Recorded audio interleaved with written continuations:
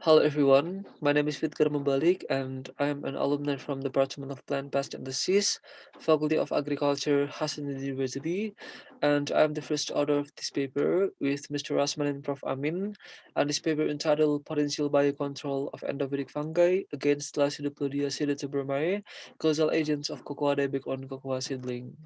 And this is what my research looking at, so let's get started.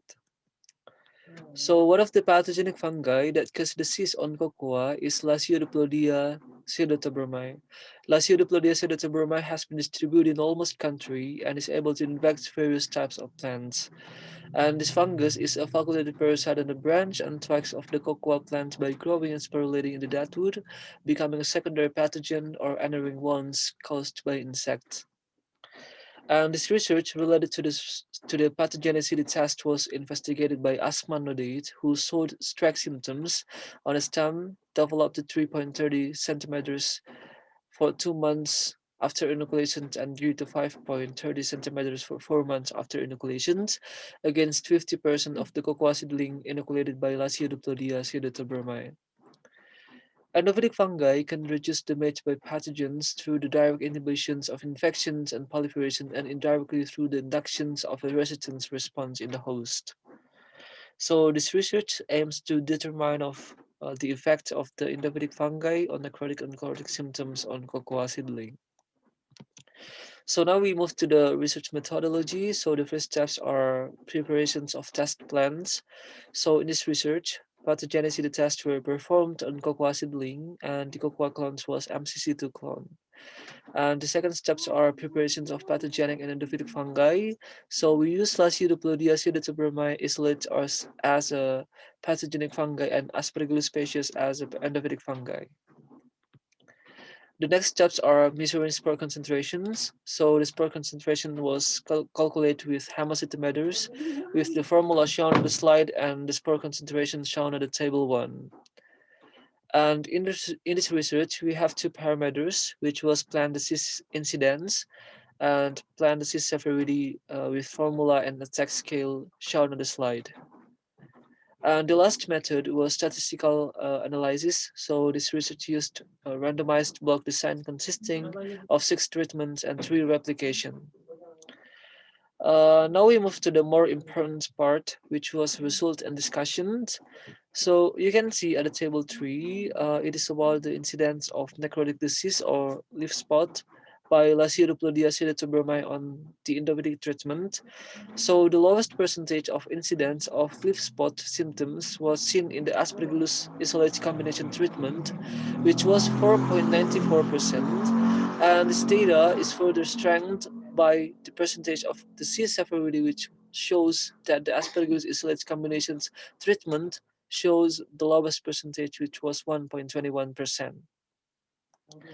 And the next was you can see at the table 4, it is about incidence of necrotic disease or leaf blight by Lasiodiplodia pseudotheobromae on the endophytic treatment. So the lowest percentage of incidence of necrotic disease showing symptoms of leaf blight was seen in the T645LT treatment, which was 12.33%, and the percentage of disease incidence was further strengthened by the lowest percentage of disease severity, which was 1.97%.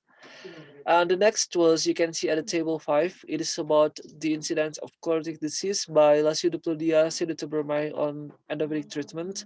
So the treatment with the lowest incidence percentage was seen in the T2S2LT and Aspergillus isolated combinations treatment, which was 0%.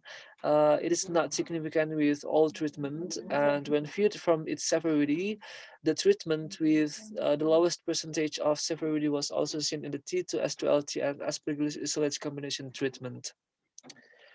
So, from all the data that has been presented, the results of the study are very different from Ariska Research 2019, which obtained T245LT isolates saw the highest percentage of inhibitions, but in this study, shows the opposite, that the highest inhibition seen in the T645LT.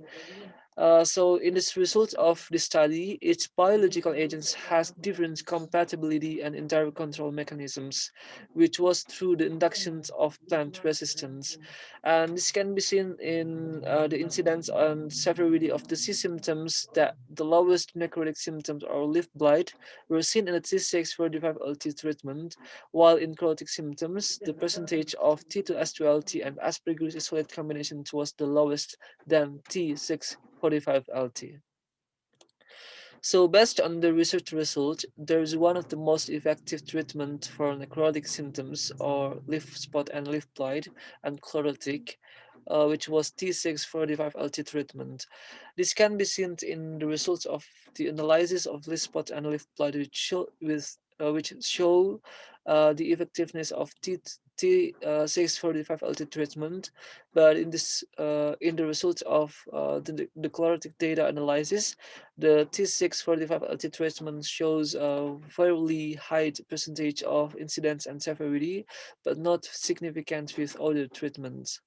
So that's my presentations about my research. Thank you and best regards to all of you.